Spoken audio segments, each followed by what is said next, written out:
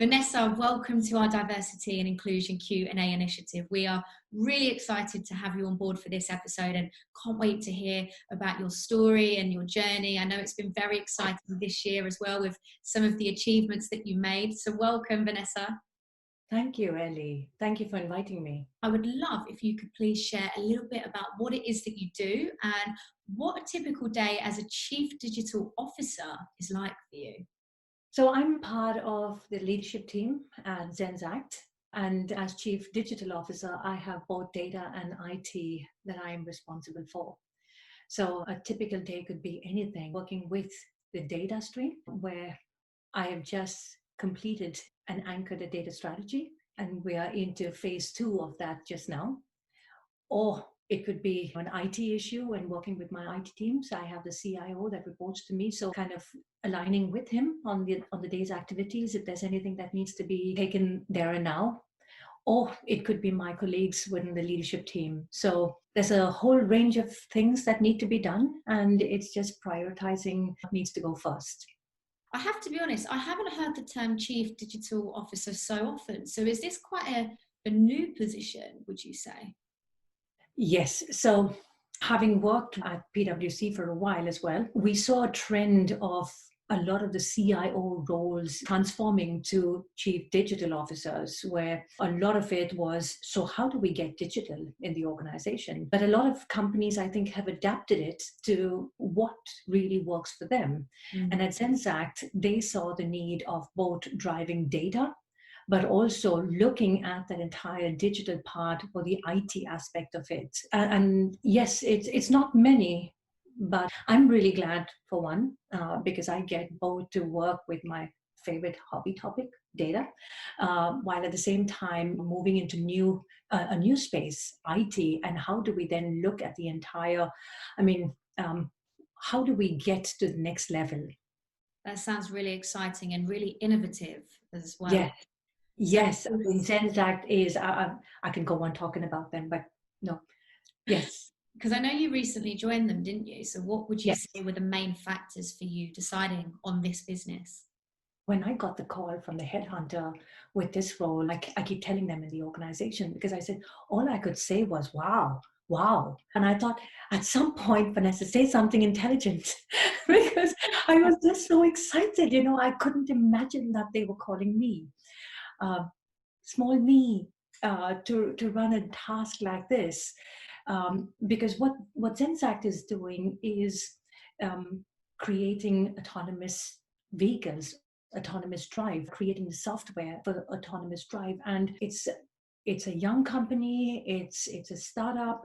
It's a lot of young minds, very, very intelligent people. So I think, it's just working with them in that space. It's such a wow moment. And I'm really grateful to be in here driving with them, along with them. I'm so pleased that you're settling in well, and it sounds like an incredible opportunity. Outside of course, being able to work with your passion, which is data, what else would you say you enjoy the most about your current position? I think it's working with engineers. I've never been just surrounded by engineers. Yes, my husband's one, and my daughter's starting to be one. Amazing. But but everybody in the office is an engineer, and the way they think, the way they resonate, it's so amazing. And what I try to tell them is like, listen, guys, my background is telecommunications. I've been with Nets, the finance space for a while, but the autonomous drive, it's so far away from what I've been doing. So I need your help in understanding. Coming from a data mine, I know exactly what the pieces that need to be there, but I need them to help me in putting together this entire strategy. And I think that's what excites me the most, because annotations, for example, that's a space where I haven't worked before. And in all humility, because I think that it's important to stay that way, humble, where I don't know, I don't have all the answers. So I'm looking to the teams that I work with to, let's put it together. We need to do this together. We need to build it together. And that is really what excites me every day. How was your journey to becoming now Chief Digital Officer? Wow, it's been long. And yes, and that's not to say that I don't get resistance here, because you'll always have a couple of people that don't get what you mean data. I mean, this is it. But if I look back 2012, I remember going to my CFO at Telia and talking about data governance. And it's such a long journey, because where you always talked about coming from IT, the value of data, and why do we need to treat it like that? Why do we need to manage our assets? It has been a long journey, Ellie. Anchoring that, saying the same story. Basically, you're a storyteller, the evangelist, going out, standing there, talking about them, rewarding people, encouraging people that continue to talk the same talk that you are doing. It has been long, but I think that also from PwC, where we were talking to a lot of clients, you hear that companies understand today the value of data. Not everybody knows, oh, what am I going to do with this? But they understand that it's valuable, so let's keep it, which is also not the answer, right? Because you're paying, excuse my words, a shitload of money to just keep that data if you have not understood the benefits that you can get out of it. So that is also a play here. Use your data, don't keep it all. Understand what is valuable to you and what is not. Let it go, because it's not making you any richer with your insights. What would you say has been your most memorable or proudest moment today? I think it's the data strategy that I've created, that I just anchored. So one of my targets was, in the first 3 months, that I would set a data strategy, and we delivered on target. I'm very goal oriented. Can't help it. It was not about delivering it at the time that we needed to, but it was the effort put in by this entire team. And now, by saying that, these are not headcounts that report to me, because Zenzact is, we're collecting data from the vehicles, we're storing it, we're putting it in the clouds, we're adding more codes to it, we're enriching that data. So in a normal company, you would have a CDO function, and then clearly, how do you help the business? It's quite, or maybe because I've done this journey for a while now, the pattern, the method, the process is quite clear in my head, how I would go about with it. But at Zenzact, it's all over the place, because we're creating at the company, we're doing software for autonomous drive. So it's all about data. From the time that it comes in to all the enriching and everything, that's what we do. And I thought, wow, if I have to create a team here, I'm going to build an empire for myself. And that's really not what I want to do, because working with people also is, you need the time and to dedicate your effort into that. So I needed to identify the key areas that I want to work with me within this, creating this strategy. It was not easy, because of course everybody else has timelines as well, and then coming there saying, guys, I think you should work with me. It's extra pressure on them, on their existing timelines. But I think that this team was so encouraged and felt empowered as well, because at the end, when you see how we are creating, where's the lighthouse and how do we get there, I think also gives them renewed energy to carry on. So I really think that I have never worked in this way, where you're working with the entire organization, kind of like, okay, get it together and drive. So I feel really proud about that. I mean, that so many teams are able to work together to a common goal. Yeah, of course. That is an absolutely incredible achievement, to do that in 3 months as well. Yes. Yes. Really fantastic, Vanessa. So I want to ask you, actually, what would be your advice to someone who is about to embark on strategy, setting the pathway for a business? What is the advice to be the most effective? I think it is keeping an open mind, but also a ear, because you want to hear what is going on in the company, what are people saying, because you can have pockets in the company that you can absolutely miss. So I think keeping an open mind, spending your time walking around in the company, getting to understand really what lies there, to be able to grasp it, but also pull teams like that, because sometimes it's the quiet ones that are really able to help you. Because I mean, there's a lot of, all of us, right? We're all different people. It's identifying also both the areas, but also the people that you want to be working with you in this, doing a lot of talking, interviewing. And that is really, and then also have your market intelligence people work with you to understand, so what are your competitive traits, or what are the trends that you see over there, so that you are also putting all that in perspective while creating your strategy. Thank you for sharing. So common theme is collaboration, communication, having an open mind and ear. Yes. We've spoke a little bit about your proudest, most memorable moment, and like I say, incredible achievement.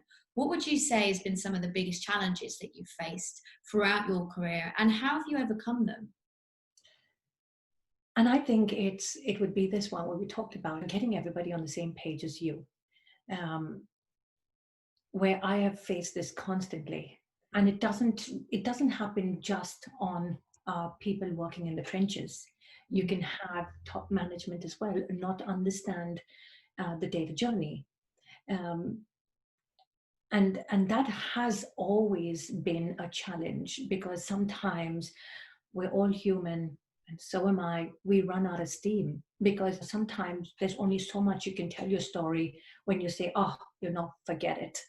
And that is a challenge as well, because how do I not only pick the organization up, how do I pick myself up? Because I lose my patience and I lose my energy, my steam. And that is hard. That is hard for me. But I think sometimes what I do typically is just kind of take a breather. Yeah. I like to shut down when things like that happen, because it's just, shut down, because first it's find my energy so that I can get back in the game, because it's just getting out there and repeating the story, telling the story. I had a very interesting call today where one of the consulting companies who said, help the organization by showing them their business outcome, and then go backwards from there to say, so how does data, or how are we influencing that? Whether it's your cloud strategy, it's your data, it's some investment in IT. Go from the business outcome and then go work backwards to say, so how are we adding value, which is also a way of telling the story. And then also, I'm a little bit of the I had a reputation at Telia. I was called the lady with the whip. Sometimes that part of me just comes shining through. We're just human. And I think then that's when my patience really runs out, where, guns blaring, Vanessa's coming in. But I think I'd like to go the other way, where I'm actually getting the teams, especially today, working with them to help them to understand the value and work with me, not against me. Are you still learning in the position you're in? Absolutely. And I think now more than ever, the learning curve has been really steep since I joined Sensite. I mean, from everything, because the volumes of data here are so massive. I've not worked with this amounts in my previous roles, in the companies that I've been with. Because it's petabytes of data, and it's how do we deal with it? I mean, what data storage? How can we identify, edge computing, if it's federated learning? So it's different technologies, it's capabilities, it's competencies that we need. And I mean, it's wonderful. You hear, I just get so excited because there's so much to learn.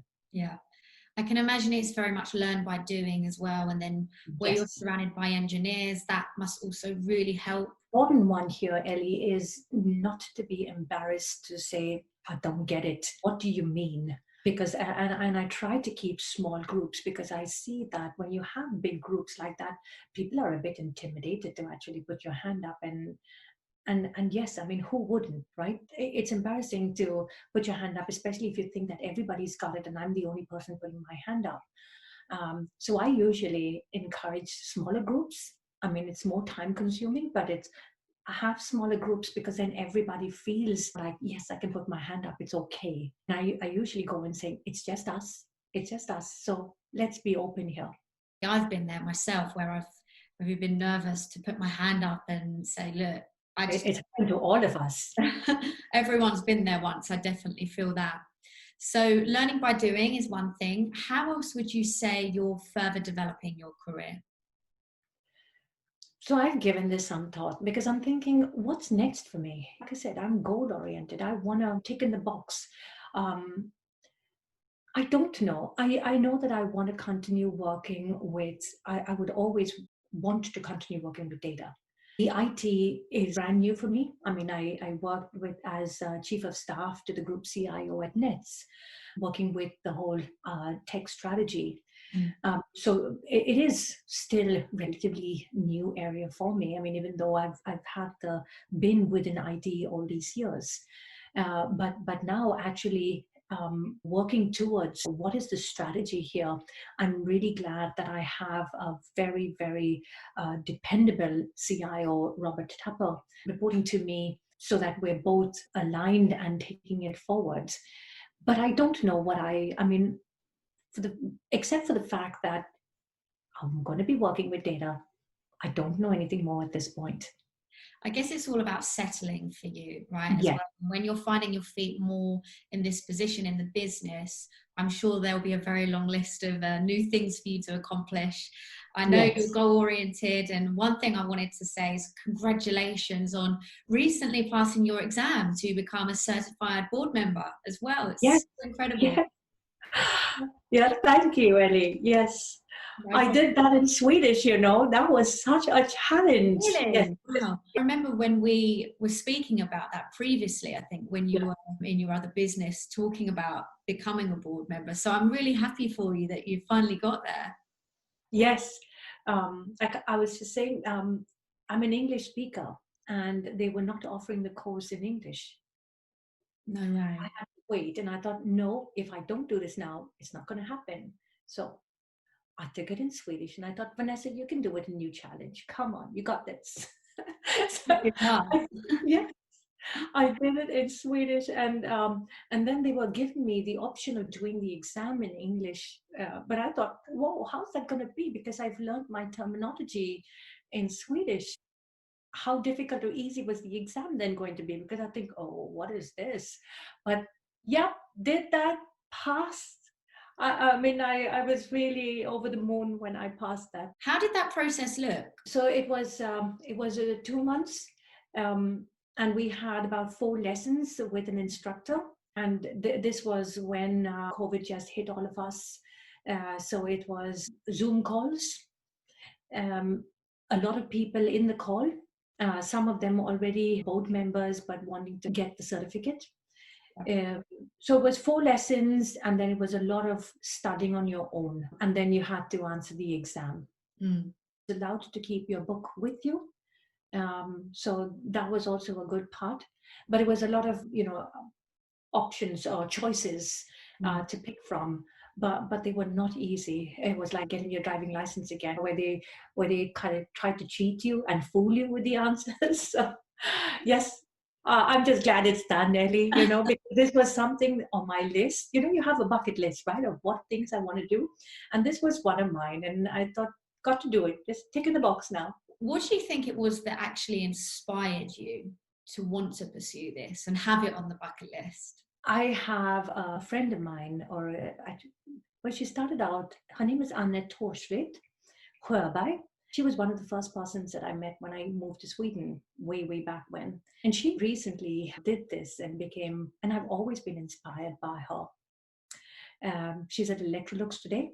And I thought, yeah, because when you're inspired by people, you want to be like them. You want to try and follow their footsteps. And I'm not ashamed to say I really wanted to be like that. So I did that too. Because I thought, yeah, I'd like to be. I'd also like to try what does it feel like to be a board member.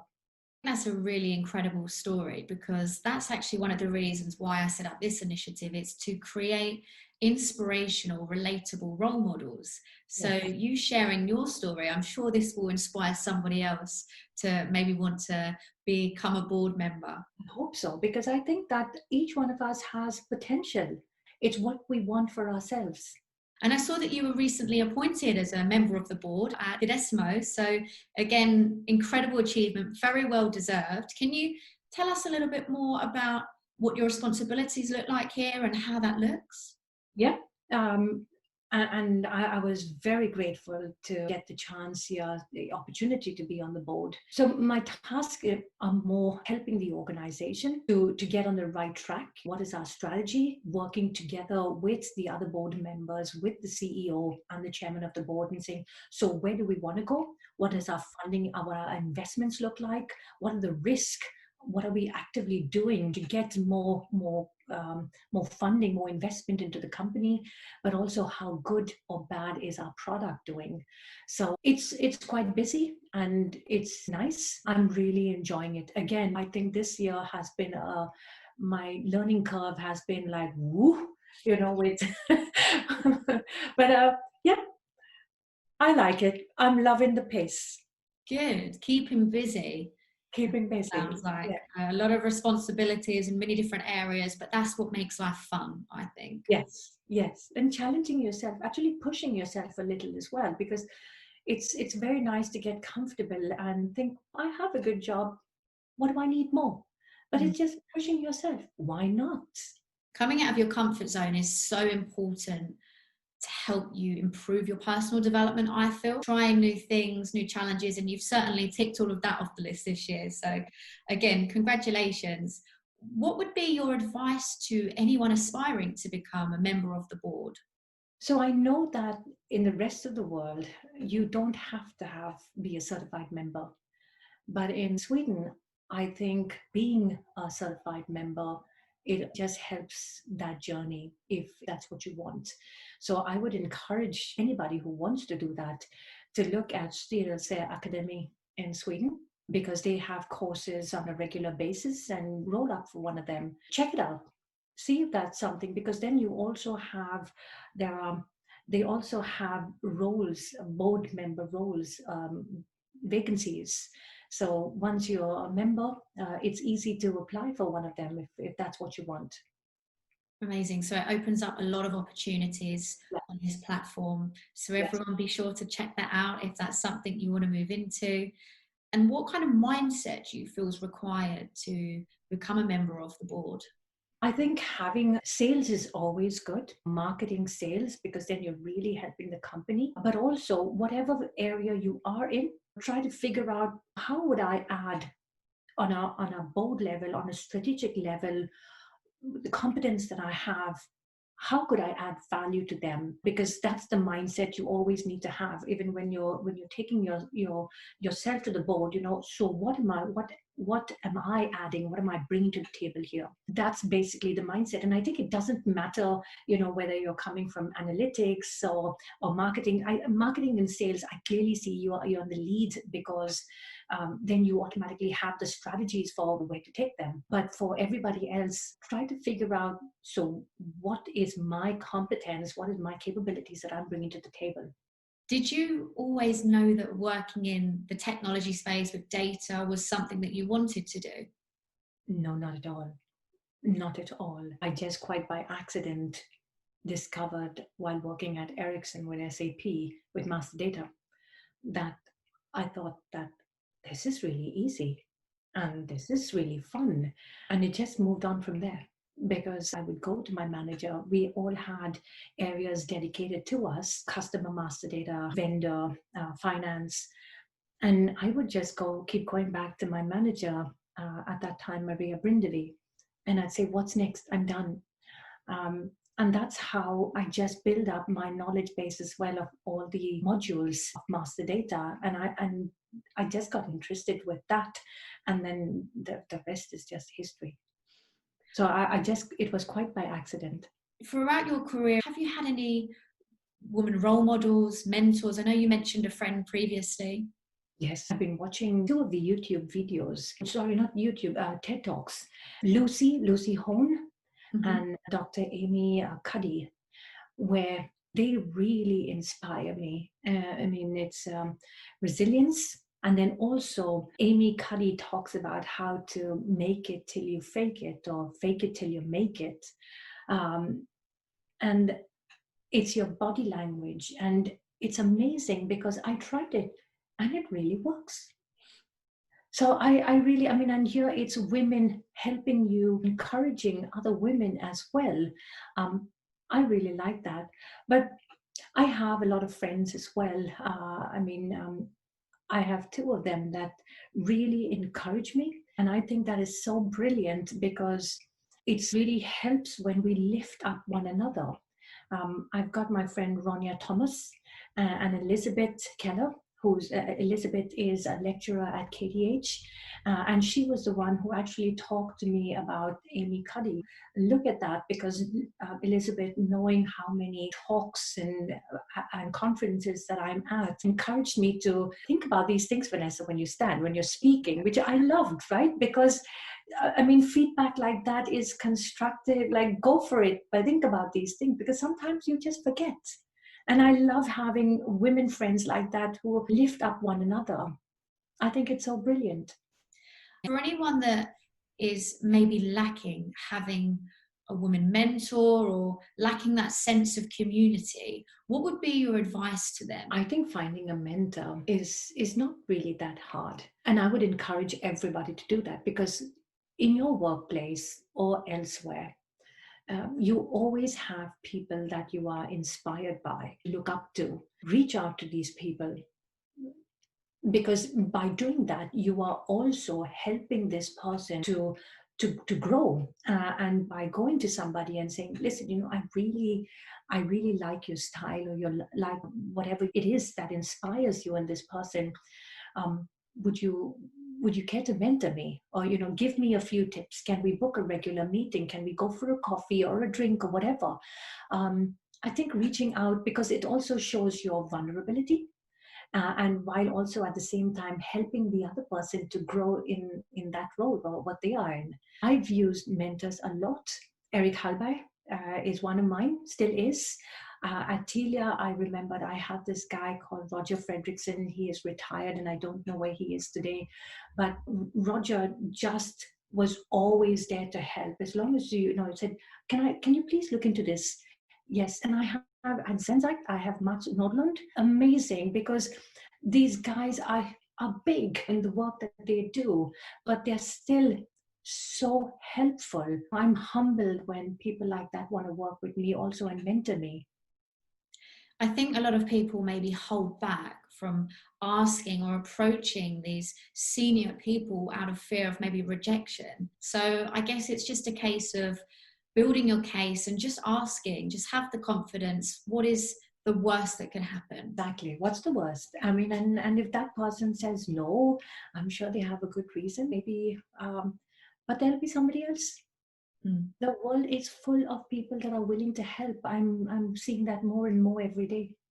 That's really helpful. I know a lot of people out there who tend to struggle in terms of having that confidence to find a mentor, or just, like we said, just ask. I know you're also an experienced public speaker. You've spoke, of course, at the Nordic Women in Data Summit and many more. What would be your top tips for overcoming the nerves of public speaking? So I've actually used Amy Cuddy a lot, because it's how to get your confidence just before you go up on stage. I think each one of us has a story to tell, whether it's data that you want to communicate, helping other persons working with data, whether you want to share your story, because that also, the struggles that you faced, helps other people to know that they're not alone. So mine is usually when you go behind stage, it's either you lift your arms, get your energy, put your hand, the power pose as we call it, get your power pose 5 minutes, 5 seconds before, wear your highest heels, whatever it takes, go in, because we're silly, right? Sometimes these things they actually help to give you the confidence that you need just before, and then go in and make your speech.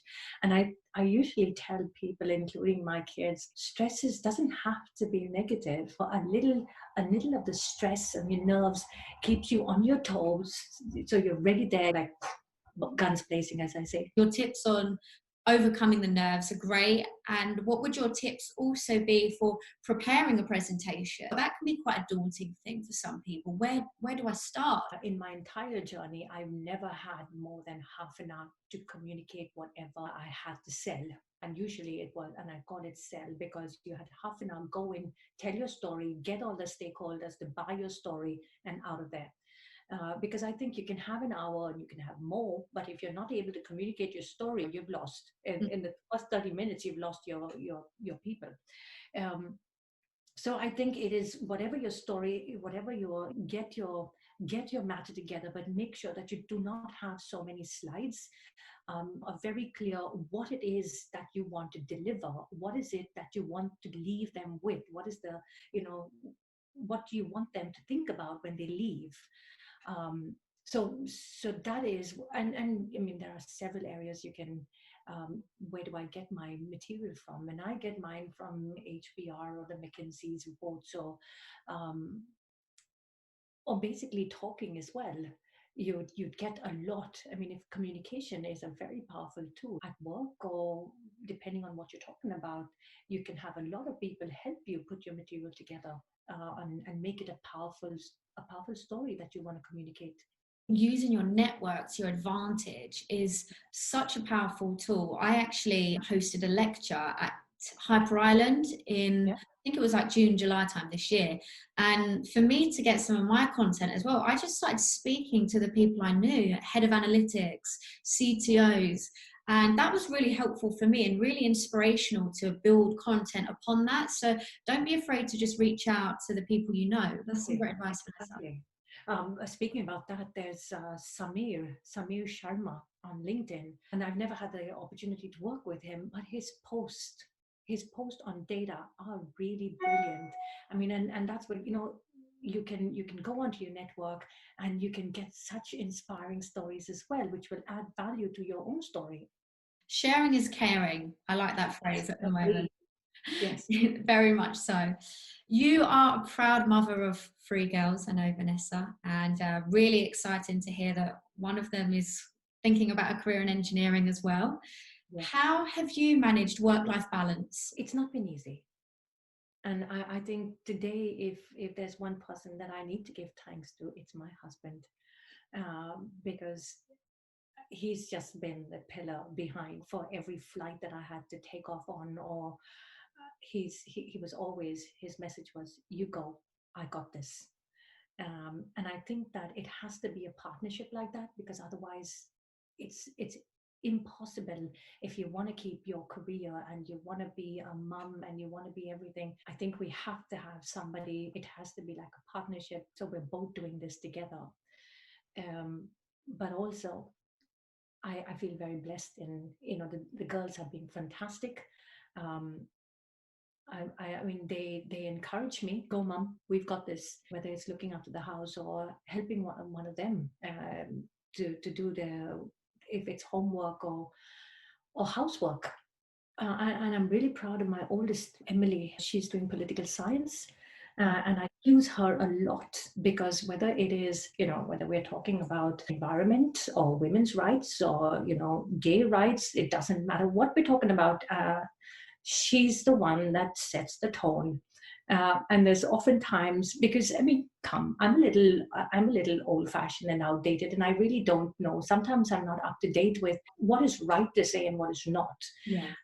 So I use her a lot to say, oh, okay, so what should I be thinking of here now? I mean, because I think she gives me a lot of energy.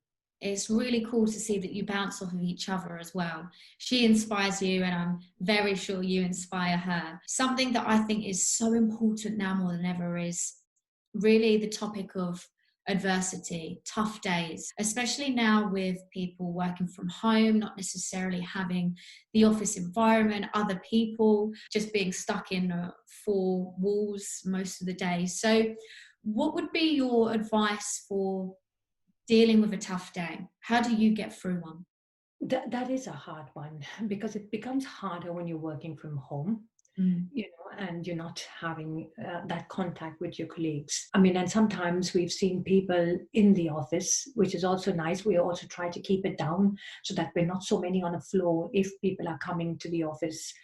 But I think we're all hoping for that vaccine, right? That light at the end of the tunnel. So uh, until then, we just got to chin up and keep doing the best that we can. I tend to tell my employees, do what you have energy for, um, um, because the list is huge. So do what you have energy for and what needs to be done. The things that can wait, just keep them, because it's difficult times. I have the same message to my girls as well, because they have online classes. There's some weeks they are in school, but it's difficult when you have online classes as well to understand what your teacher's saying. Not every time is it clear. But I still think there's only so much we can do. So let's be humble and do what we can. That's so important. Just trying to keep positive, Yeah, realizing that there will be a way out at some point. But more importantly, I think it's about what we touched on earlier, just working together, supporting each other, helping each other, sharing knowledge on different topics. absolutely. Thank you again for sharing that, Vanessa. It's been a real pleasure to hear your journey throughout your career. How I like to round off part one of our discussion is finding out a little bit of a fun fact about you and also some of the hobbies that you enjoy outside of work. I like mushroom picking. Oh, okay. Yes, unfortunately, I saw this big fat snake sunbathing. Yes, and that killed my mushroom picking. No way, really? Yes, but other than that, I play the piano and I love to sing. So that's a big one of mine. I mean, I was thinking, mushroom picking. Considering the weather now, it's nice to do that. But Yeah. yeah, that's not going to go there anymore.